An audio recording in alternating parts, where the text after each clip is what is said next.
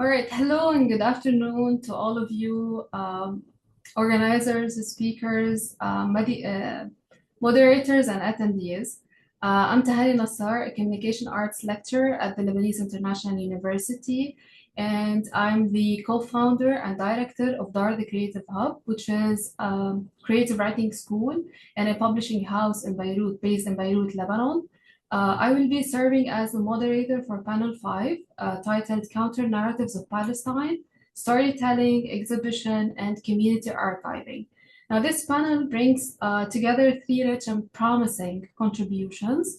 The first contribution by Hiba Burqan and Erik DeLuca is titled Remediating the Archive in the Face of Erasure, Insights from Hajar School of Creative Research and Resistance. Erik DeLuca is a sound and media scholar, artist-educator, an expert in collaborative pedagogy and transnational media. He has led archival storytelling projects in Palestine, Europe, and the US, and is Associate Professor of Art Education and MassArt. And Hiba Burqan is a PhD student in Cultural Mediations at Carleton University, researching co-design as a decolonial curatorial method in Palestinian museums. Her work spans architecture, education, and exhibition making. Eric and Hiba and Eric, we're so glad to have you with us. The floor is yours. You may start. Thank you, Tahani. Welcome everyone to our session. We are Hiba and Eric, and we will be talking about Hajar School for Creative Research Resistance. Can we go to the next slide, please? Yep. So amidst the first Intifada, Mahmoud Darwish wrote the poem Those Who Pass Between Fleeting Words, عابرون في كلام عابر. In the first verse, Darwish says, وخذوا ما شئتم من صور كي تعرفوا أنكم لن تعرفوا كيف يبني حجر من أرضنا سقف السماء. And this translates in English to take what pictures you desire so that you understand that you will never understand how a stone from our land builds the ceiling of our sky. Mahmoud Darwish is addressing the Zionist settler colonialism in Palestine, situating their ways of knowledge extraction, collection, and archiving within the colonial flattening ethnographic approaches to land practices and knowledge. In this, not only does Darwish present the hajar, the stone, as a tool of resistance and resilience, he emphasizes that land-rooted knowledge cannot be threatened by colonial tools of documentation and visual collection. And Darwish's contextualization of Hajar, the stone, is central to our school. And Hajar School for Creative Resistance is our name. Can you go to the next slide? Oh, we're there. My drive in this project is linked to my experiences of living under systems of apartheid and colonization. My mother was born in a refugee camp in Beirut, and my dad was born in Jerusalem. They separately and together experienced migration and displacement until they managed to take our family back to Palestine. At a certain age, I found myself carrying a history filled with hidden and possibly erased familial stories. Diving in my father's archive, or like more commonly known as a suitcase filled with images and pictures, was a thrilling adventure of imaginary speculation about all the possible untold stories carried within these pictures.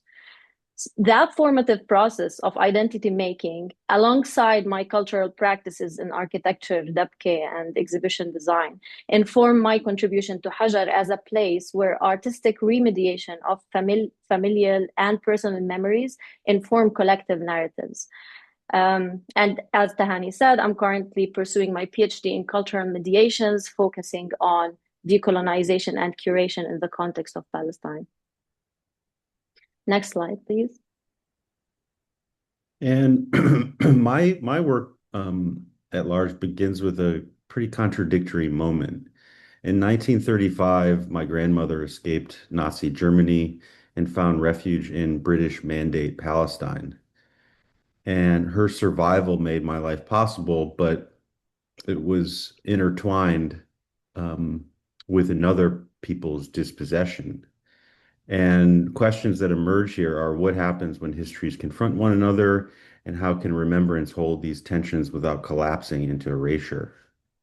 And as Tahani said, I'm a associate professor in an art education department at a college in Boston called Massachusetts College of Art and Design.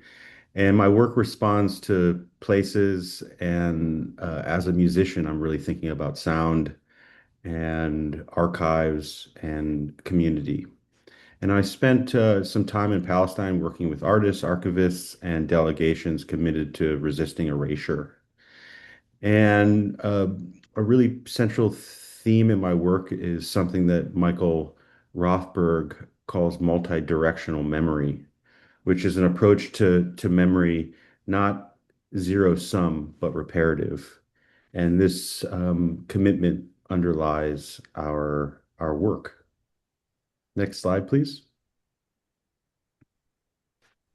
So, Erik, can you tell us what is the Hajar School of Creative Research Resistance?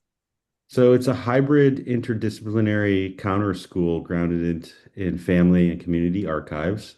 It centers Palestinian storytelling and solidarities while intentionally operating outside institutional constraints. It's volunteer-led and community-rooted, bringing people together across geographies to work with accessible DIY audio and video tools. Hajar is also a community-based initiative that counters the Zionist erasure of Palestinian history and culture through collaborative storytelling. Students from Palestine and from communities around the world come together to create short videos and sound works that culminate in premieres at the Boston Palestine Film Festival and beyond. And we situate our school within scholarship on archives, memory studies, and curation. We question the modern archive and its entanglement with power and violence. We highlight how Western constructions of otherness impose cultural harm through ornamental depictions, abstractions, and the flattening of cultures. And we explore how audiovisual production can become a site of memory, one that weaves identities and encounters colonial erasures. We approach the Hajar School as a lens for understanding how communities remember, resist, and imagine. And Hajar is knowledge embedded in practices across architecture, landscapes, domestic tools, and culture. Hajar is resistance, a tool emerged from the streets, an assertion of agency against tanks and military invasions. Hajar is possibility, a symbol of steadfastness and the refusal to be complicit.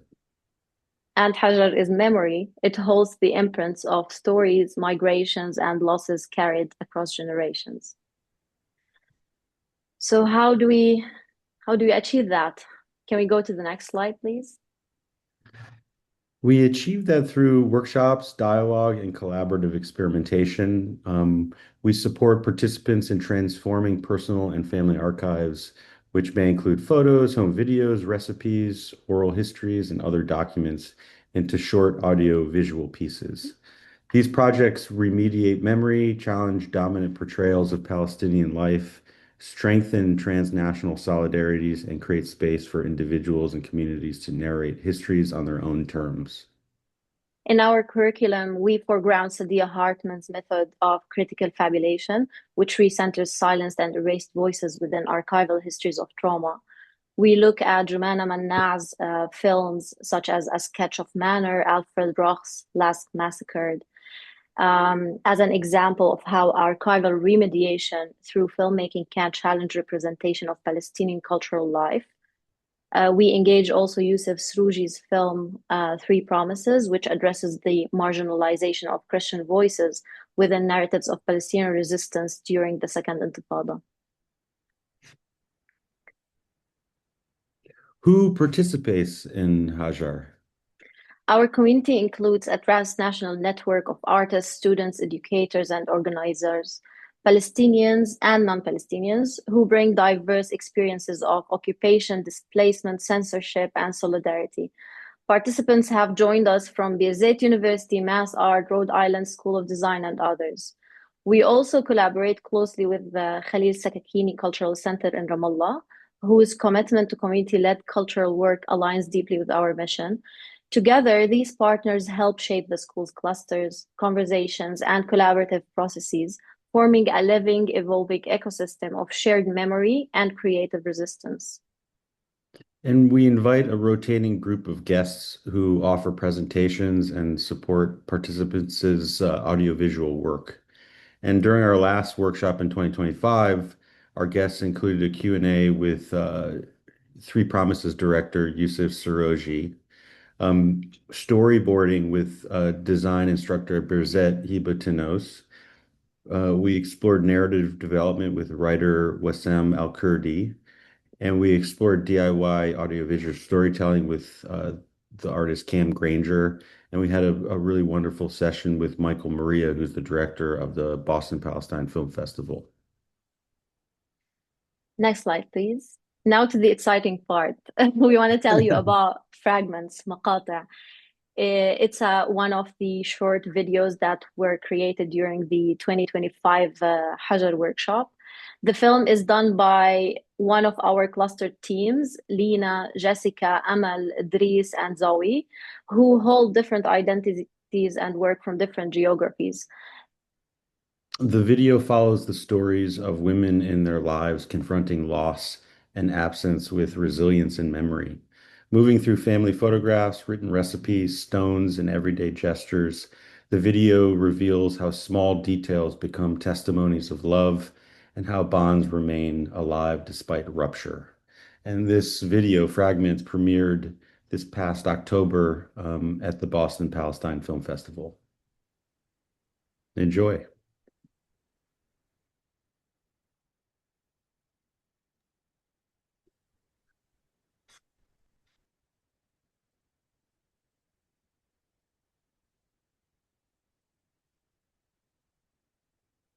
Perhaps our stories begin here.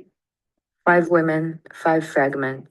Memories, recipes, photos, prayers, and waiting. This is a gathering of 5. My mother came from her mother, and so on since time immemorial. I am at once awashed in my mother, my soul blown into her. This is the fundamental translation. The mercy as the womb. My mother's land is her beginning and end. How can I tell you about the resistance of my mother, if only that she continued standing after death? You are a woman, and I am a woman. Have mercy on the woman. Rukam, a stone marking by the women of Palestine. Stones piled near shrines, sacred places, and pathways connecting them. Each stone is a prayer, an intention, a blessing. Each stone is a witness of their presence, enshrined in the land. At the shrine of Remediating, the Arab female saint, a mulberry tree stands planted in her name. Its branches sheltering Remedia's prayer. You are a woman, and I am a woman. Have mercy on the woman. I am honored to guard this collection as she did for decades. When my grandmother died, I was left with nothing but her collection of family photos, her books, clothing, jewelry, precious recipes, and her archive of still photos is my inheritance, my proof of life. Kaduna, Mischief, Minnesota, Lagos, Music, Abuja, Widowed, Labor, Kogi State. You are, and they are, have mercy, have mercy, have mercy, have mercy, have mercy.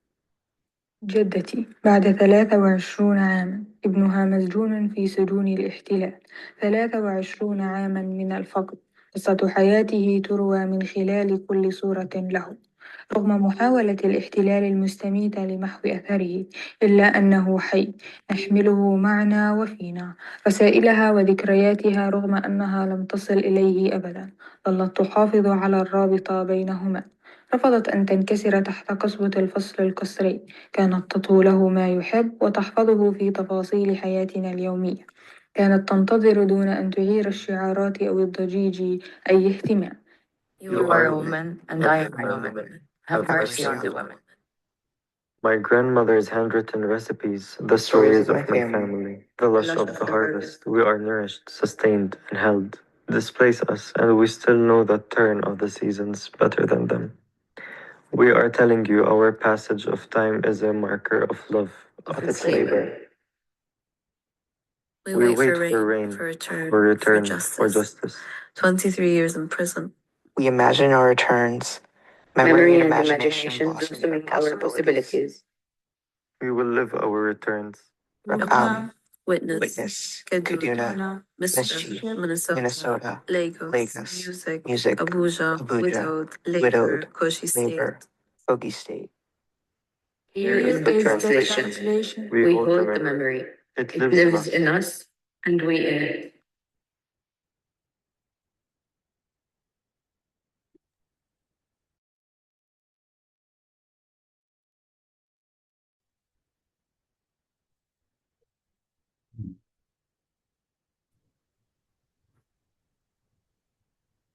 In July 2026, we plan to launch the third iteration of Hajar as a hybrid program based in Ramallah and online, expanding our bilingual open access platform.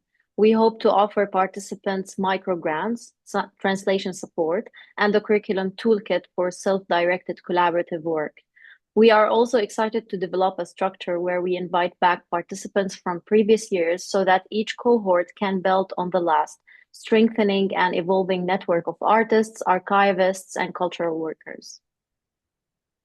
Our goal is to develop a sustainable annual model, one that circulates our audiovisual work through decentralized global screenings. As we imagine the next phase, we invite you to consider with us the following questions. How are communities in your context reclaiming or protecting their own archives, especially under conditions of erasure or displacement? What tools or infrastructures do you feel are missing for community-led archival preservation, and how might we build them together? And the last question is, how do you navigate the tension between institutional support and community control in memory work? Thank you all for listening, and feel free to approach us with more questions, suggestions, and ideas for collaboration. And I just want to add one thing. This project is a collaborative project, and my collaborator Heba is such a great partner in this work. And oftentimes these kinds of acknowledgments and honoring are left out. But I just wanted to take a moment to thank you for being such a good collaborator. And Thanks, thank you all Erik. for listening. Same wise. Thank you, Hiba and Erik, for this wonderful sharing for this contribution and for sharing the initiative of Hajar. It's really very interesting, and everything that actually resists erasure is mandatory, and it has to start from somewhere in order to keep living and survive. I would like to thank you for the video as well. It's very interesting, and I love how you started with your presentation with Mahmoud Darwish, and as a Palestinian, a third generation Palestinian, I understand what it means. إنه كيف حجر بيبني سقف السماء. It's so wonderful.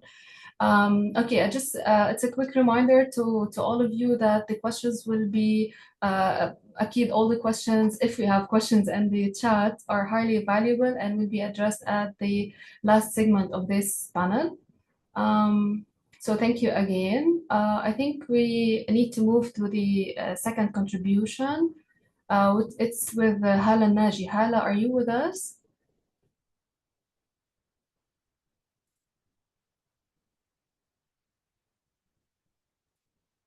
We can move on to the next one. Okay, so it's fine. Let's continue and move to the third contribution. It is it holds the title "A Resource for Medieval Palestine: Resisting Erasure, Reclaiming Place" by Nadine Aranki and Gabriel Polley. Gabriel Polley is a writer and historian from London. He holds a PhD in Palestine Studies from the University of Exeter under the supervision of the famous Ella Pape. His first book, Palestine and the Victorian Age, Colonial Encounters in the Holy Land, examines British colonial imaginaries.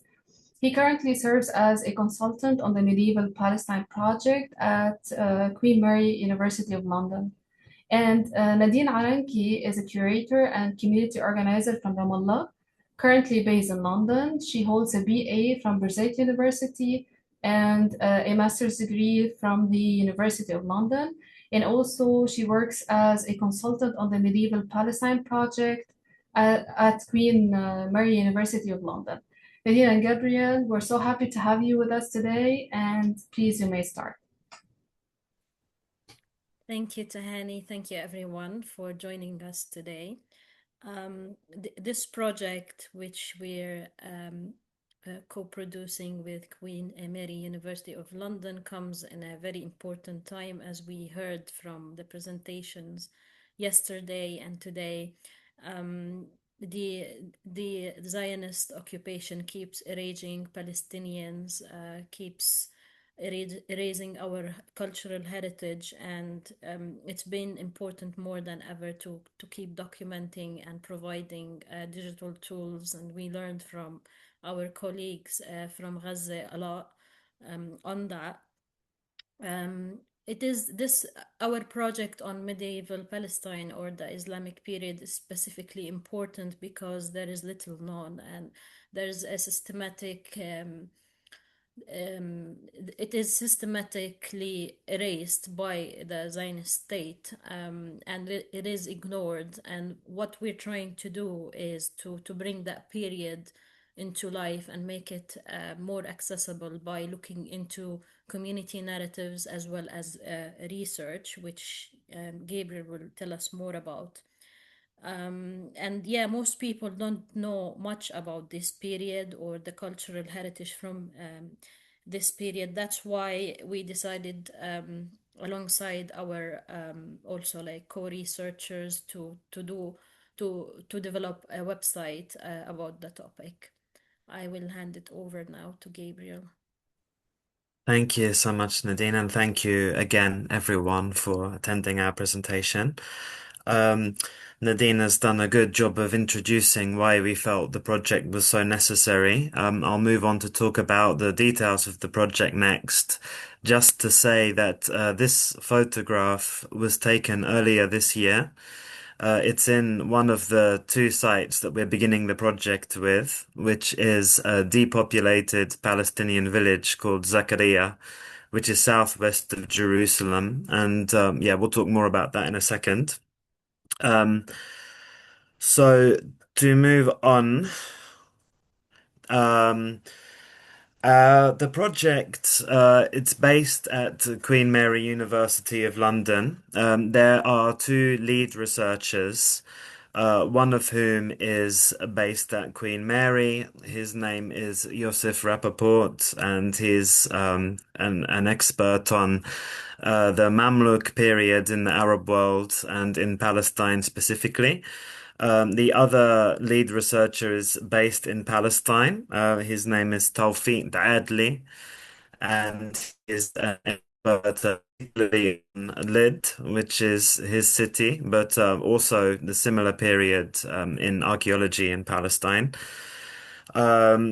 We also have a number of other partners who have been involved in the founding stages of the project, one of which is the Barakat Trust, who I'm sure some of you are familiar with, and they do wonderful work in documenting and helping to restore built heritage in Palestine, including in Gaza since the genocide and the destruction, which we heard about yesterday.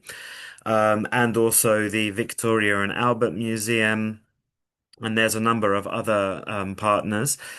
So just to reiterate, the three reasons why we decided that we needed to create a kind of online resource that people can access about Palestine. Firstly, to bring research on medieval Islamic Palestine to local and global audiences. Even though interest in Palestine is very high around the world now, little is known, as Nadine mentioned, about this particular period by many people, even people who are very supportive of Palestine. We wanted to create a unified historical resource, so a website where, a lot of information can be found on different aspects of this heritage. A kind of one-stop shop for people who are interested in beginning to learn about this period. And also as a form of kind of digital documentation and preservation and protection of medieval Islamic sites, especially sites which are inside 48 Palestine and have been ignored since 1948 and are often in very bad state of disrepair and critically endangered heritage. We hope that our project might create some more interest in these sites and therefore contribute to efforts to protect them. So to move on next, we hope, as I say, to create a site which is quite extensive. However, with the money that we have from Queen Mary University, it's only enough to start with a small number of sites. So we're starting with 2 sites. And the first of these, as I mentioned before, is Zakaria Village. So Zakaria village, as I mentioned, it's southwest of Jerusalem. It's depopulated in 1948. The history of the village goes back at least 5,000 years. There's a tell called Tel Zakaria, or sometimes called Tel Azika, which is next to the village, which goes back possibly 5,000 years of inhabitation. The village was, like much of Palestine, it was a Christian village before the introduction of Islam to Palestine.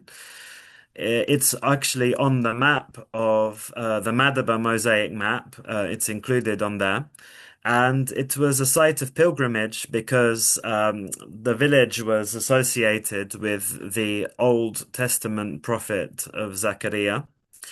And Christian pilgrims used to visit. It's also on the road between Gaza and North Africa and Jerusalem. So many pilgrims used to pass through it. It became a Muslim village after Islam came to Palestine. It was part of the Waqf, the Ibrahimi Waqf in Al Khalil. And so there's many archives of Zakaria which are in Hebron as well as in the Al-Aqsa archives in Jerusalem. And yes, as I say, we can see here in these images on the top left, we have the minaret of the mosque, which is one of only a few surviving buildings from the Palestinian village.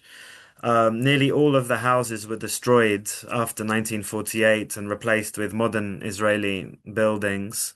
And there's only the mosque, which is in a very bad state of disrepair, and a few buildings surviving. There's also on the bottom left an image of the village school, which is a photograph from the 1930s. And I think this is also still existing, this school building.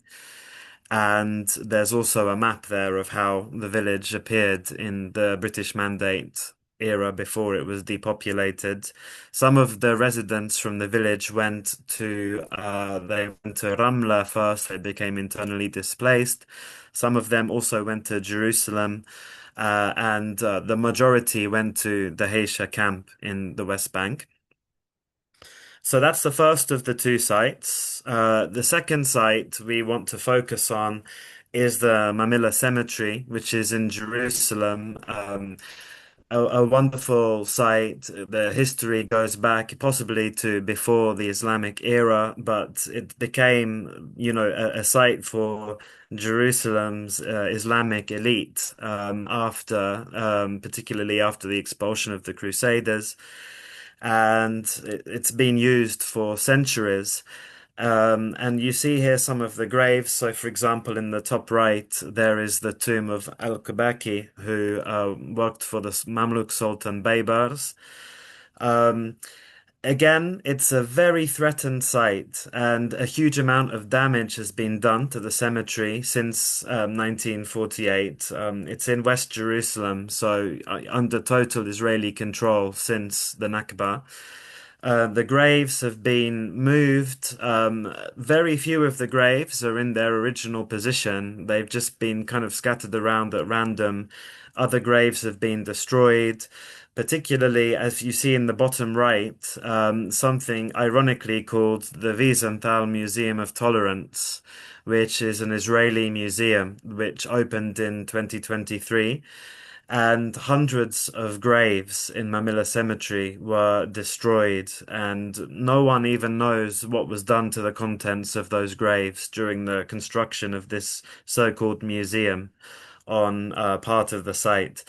However, many of the tombstones were very well documented by a man called Hamdi Nobani, who worked as the inspector of antiquities in the 1940s. And you can see his photograph of an inscription on one tombstone there in the bottom left. So we hope to bring this information into our website and create a very informative page about the Mamilla Cemetery. And as I mentioned, Dr. Tawfiq Adli is also an expert on Mamilla, so it's wonderful that we want to bring his research to the public through a public-facing website. I'll move on to some of our experiences in the project so far. We have been doing some research. We've been looking in different archives as well as trying to gain some local knowledge about the site. Unfortunately, neither myself nor Nadine are able to visit 48 Palestine, where these sites are. So we have to do some research from afar.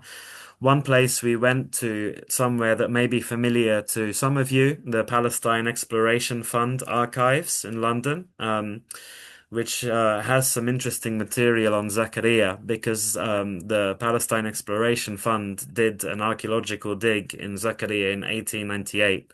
And you see a letter there from Frederick Bliss in the left, who was one of the archaeologists who went there at that time. We also looked in this archive. You can see a picture in the middle there of Nadine in the archive. We looked there for Mamilla, but we found, and I think because it's an Islamic site, there's a huge erasure of these places. As we mentioned before, they've been ignored not only by the Zionists but also by kind of biblical scholars, because they're from the post-biblical era. So we found it very difficult to find much about Mamilla. But like I said, we do have research already done. I'm going to hand over to Nadine now to talk about the last of the sources there. Thank you. So the last source, you can see a book on the right-hand side called Qaryat Zakaria, the village of Zakaria, by Khadr Salame, who's a researcher from the village and a historian from Zakaria village, whose family was also displaced from Zakaria. It is an important resource because, like we've seen, there's lack of information, even like this ignorance from the point of view of Western archaeology, including also like the Zionists. So it's a great book because it is a combination between oral narratives as well as like looking into archives. So Khadr Salame goes to the Hebron to look, because Zakaria was under the Hebron Waqf, the Islamic Waqf, and there's like a lot of papers and documents that he found there, as well as in Al-Aqsa Mosque. So he did archival research as well as like talking to elders, and also like depending on other people's research on oral histories from Zakaria. The important thing from our project is to create this sense of community engagement and public engagement, and that's why we're trying to engage with different people and different resources. And yeah, so this is also, like, I have to say, we're at the very start of our project, so we wanted to share it early with you and maybe like get some insights or get some community engagement of people who might have connections or come from Zakaria or Jerusalem with Ma'manillah Cemetery or Mamilla. To encourage that, we created this survey. Gabriel, if you please kindly share the link for the survey in the chat. We welcome you answering the survey.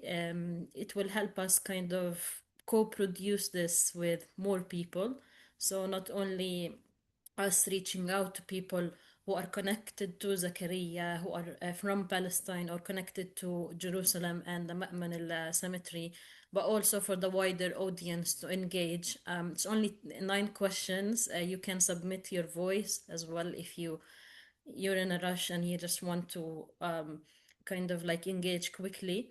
But this is important for us to get your insight, what you would like to learn about such sites, and why it is important to you, or how you would engage with it in the future, or what makes it interesting for you as someone engaging with the website. I'd like to end with by saying 2 things. One is, we always remember that this is, part of a bigger story, the story of Palestine, and people are their cultural heritage. And when we reach out to protect these sites, we want to also embrace the stories of people. And the other thing is the kind of community engagement, which is really important, is really needed. I remember when before October 23, when I had access to LID, and I went to see the to visit. I was on a tour there in LID, inside 48 Palestine, and I was really privileged. I had the opportunity to see very few surviving cultural heritage sites that are protected by Palestinians who live there. And sadly, today, like, anyone interested in archaeology has to protect some of the sites or anything found by not exposing them. So there's this contradiction, but it is important to shed light on these places and keep telling the story, which is a story of people, not only of, it's the stone, it's the tree, and it's the human, as we say in Arabic, الحجر والشجر والبشر. Thank you.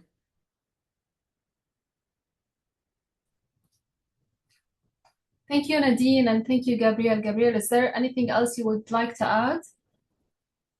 Just to say, I did put the link to the survey in the chat, and please, if you can, help us and support us by filling it, and you can leave your contact details. We don't have a URL for the website yet. Will take place in the next, I think, 6 to 9 months. I was going So to ask please. about the website, by the way, لأنه Nadine mentioned you will share it with us. So Yes, yeah. So please, keep in touch with us and help us. We need your support. all right, thank you, Gabriel and Nadine, for this contribution. Thank you for the wonderful information you have provided and shared with us. I would like to ask a question before we move to the question of the attendees. When you say medieval Palestine, and you're talking actually about 10 centuries. Well, the title itself, when you say medieval Palestine, it's Palestine during 10 centuries. So is there a reason why you chose this, the later part of this medieval period of time? Well, that's a great question. We really the way that the lead researchers envisaged this, it was be to pick a site that kind of represented each century. So to have like a range of sites that really, I mean, medieval it's not an exact term in this sense, but to have something that goes really from even Okay, the it's very, general time. yeah, like from the late Byzantine period to the late Ottoman period. We've started now with 2 sites, with Zakaria kind of representing the Mamluk era, because we begin to have the archival documents from the Waqf from the Mamluk period. So yeah, kind of about the Also 15th the century. archaeological site, right? The place Yes, itself. yes, yes. So it's just a start, and we hope to expand it and have many more sites. And the researchers also want to write a book too. So it's the tip of the iceberg for It's a now. wonderful talk, by the way. I just wanted to know more about it. Because Thank you. I mentioned it's just when you say medieval, it's we're talking about 10 centuries. So that's why my question was very specific. Thank you. I would like to see if others have questions. Okay, so there's the survey that Gabriel just shared with us in the chat. I also invite you all to see it. Okay. Okay, Alex is thanking you both. It seems we don't have questions.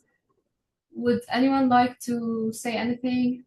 You can ask questions, by the way, to let's say Nadine and the first contribution that we had in this panel with Nadine and Gabriel. You can ask them about their project, which was the Hajar project. Sorry, I mistakenly said Nadine and Gabriel. I meant Heba and Erik. So do you have questions to Heba and Erik and their Hajar project? Hi, sorry. I don't have a question for Hajar project, but I have a question for Nadine. Nadine, I was wondering if you can talk more about this contradiction you're saying that in a way you're doing this research, but you have to keep it hidden, you know? Um, I'm just wondering if you can expand on that and what it's like working with, British institutions for something like this or yeah.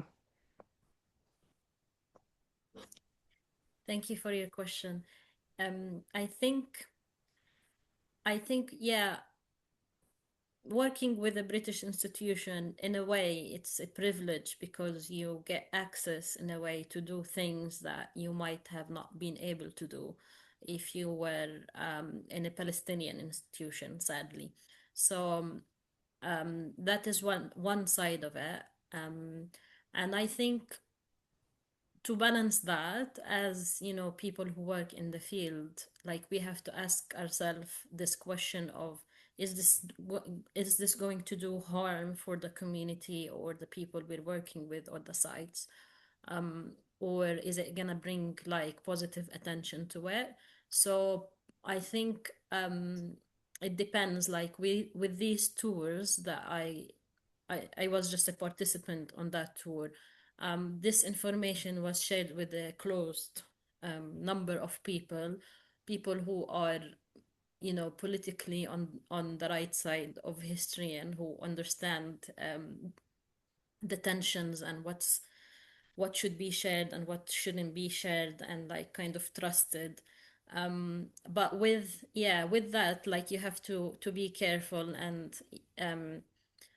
but at the end of the day, like you'll never know because sites across historic Palestine can be destroyed at any moment. So I think it is important for us to document and keep the information secured, because we never know what's gonna happen.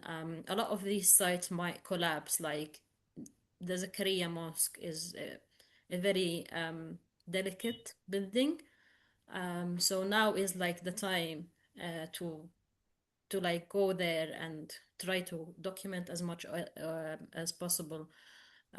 So if we lose it, it's gonna be a huge loss, obviously. But yeah, it's a question like you have to ask with others as well. Like you have to ask people in Palestine, people who engage with the sites as well, so you can balance it. Um, yeah, this I hope this answers your question. Thank you, Nadine, for that. And I guess, kind of building on that question, and a little bit of Tahani's question, one of the things is just trying to understand why the concept of medieval Palestine, right? Because that's not exactly coming from the way that periodization takes place in Palestinian history. And certainly in terms of its relationship to the crusade, which has its own history to Zionism, And of course, we talk about the liberation from the Crusades, not the expulsion of the Crusades. So I wonder if you could speak a little bit about that and kind of that Orientalism that maybe you might be struggling with in the project. Yeah, thank you. Very insightful. I think there is obviously a tension, and these are they are European periodizations, and we're looking at a non-European context, of course. Um, I think one reason why we wanted to use the term medieval, and at this point in time, everything is still a work in progress. So whether we actually use these terms is still something which is being debated and may change as the project goes along. One reason is we want to make this project quite public facing. We want to make it something which people who are interested and passionate about Palestine, and are maybe quite familiar with the modern history of Palestine since 1917, but know very little about what Palestine was like before 1917. We want them to be able to relate to these sites and to come to it with not being told that this is Mamluk Palestine, and they don't know what the word Mamluk means. They've never heard the name. But just as a kind of introduction and a way to bring people in, I think, is the main reason why we wanted to use a term which is kind of more accessible. But your comment is also, totally right, and we need to challenge the kind of ignorance that derives from Orientalism, as you mentioned. So thank you, and we want to take these comments on board for sure.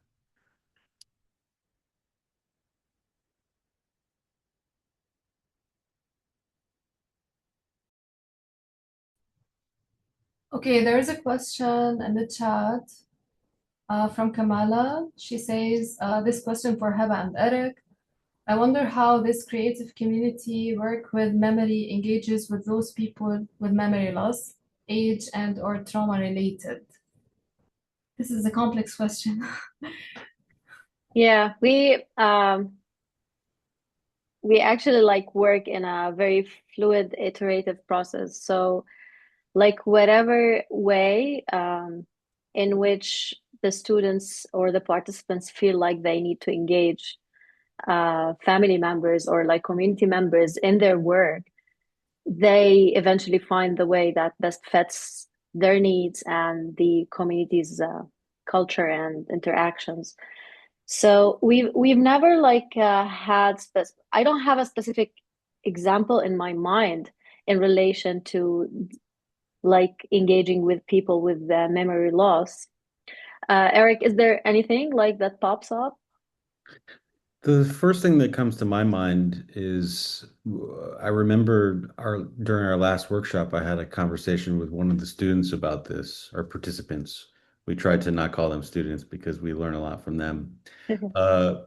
We were discussing Ngugi's book, Decolonizing the Mind, and there's a section in there about the cultural bomb, these kinds of energies of erasure that permeate in the mind that erase. And we were thinking about photographs and smells and works of art as these forms of energy that can help rekindle those erasures in the mind. So yeah, I think that's one of the reasons why Hib and I are so drawn to cultural expression, because we find that these are places for openings to re-engage and to remember. I also just remembered now a story with one of the groups where one participant was more drawn towards adding some dimension of a fictional narrative into their story, and the other was very tightly flinching to the facts, in quotations. So like these kind of tensions also, like I find that they are beautiful interactions within the clusters, is that there's always a question of how do we remember, and specifically in traumatic situations. Thanks for your question. I don't know if that answers or just makes the question more complicated.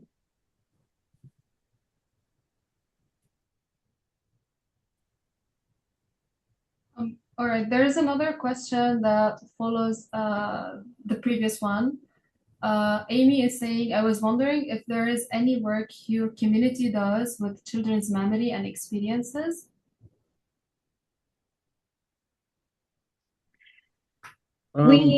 Sorry, go ahead. Well, I was just going to say that we typically work with adults, people who are, 19. I think we had a participant who was like 45. So we're primarily working with adults. I would like to ask you if this is my question. If someone is interested in this project, is there a way to collaborate to, I don't know, because you're talking about collective memory and you're talking about storytelling and movie making to preserve the narrative and to preserve the history itself. So what can we do to help? In what way? I'm Palestinian, by the way, and I have a book called Hikayat Sitti, Stories of My Grandma. So it's a book about intergenerational memories between the first Nakba generation member and the third member, which is me as a granddaughter. So I'm just asking, in what way can we contribute or help or work together in some way? In that way. So like every year we announce on our platforms and through friends that we're opening for applications, and people submit their proposals for their films or what they are thinking about. And then we cluster those applicants into themes, similar themes, and then they work together, sometimes on one film and sometimes on fragments like the one you just saw. And sometimes within the clusters, participants like to create different films, but they stay in connection and in conversation through the whole project. So yes, everything is possible. Yeah, like it's an open-ended experimental space too. All right, thank you. Okay, someone is asking, can you put your book title here, please? I think that was a question for you. Also for me, okay. Yeah. Yeah, okay. Okay, that's it. I will write it down. Yeah. I haven't written a book. Excellent book for sure, Tahani. Thank you, Jamila. Thank you Just for as you're having an up. excellent share. Thank you. And I think it's time to wrap up the panel now, right? Yes, it was very interesting. We had two contributions from Heba and Erik about Hajar experience and initiative, and the second one was about medieval Palestine. And both were wonderful. We thank you for joining us and for sharing your contributions with us. I hoped we had more questions from the attendees, but apparently at the end of the day, they're very tired. That's it for today. Okay, for this panel, I mean. So we're going to what, Jamila? Yes, Okay. we're going on to a break, everybody. So yeah, we need it. We've been hard at archives, memory, and land for the last 2 days, but I'm very pleased that we will be having a keynote from the incomparable Dr. Mona, who's led an epic newspaper audiovisual digitization project in Lebanon that I think will be of great interest to many people. Inshallah, in about 20 minutes, please take a break, come back in 20.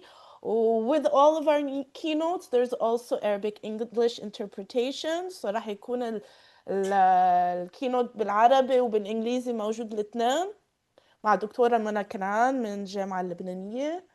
So we'll see you all in about 15-20 minutes, inshallah. Thank you again, Tahani. A pleasure hearing all your presentations, Hiba, Gabriel, Erik, and Nadine. Take care. Bye. Best wishes for your work.